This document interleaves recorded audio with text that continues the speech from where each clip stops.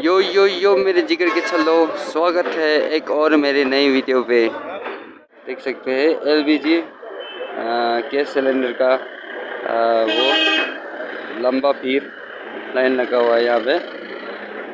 कुछ दिनों से एलपीजी गैस सिलेंडर नहीं था, तो इसके कारण यहाँ पे काफ़ी भीड़। तो अपना अपना गैस सिलेंडर बचा के रखो।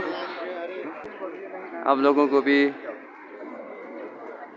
ऐसा लाइन में खड़ा नहीं करना है, तो अपना गैस सिलेंडर बचा के रखो।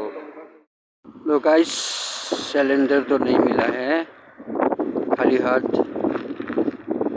रूपा मोड़ में चलते हुए काफ़ी लाइन लगाने के बाद भी सिलेंडर नहीं मिला। सिलेंडर ख़त्म हो गया बोला, नेक्स्ट टाइम आएगा तो तब करेगा।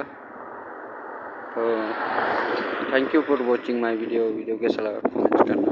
मिलते हैं सीधा नेक्स्ट ब्लॉग में।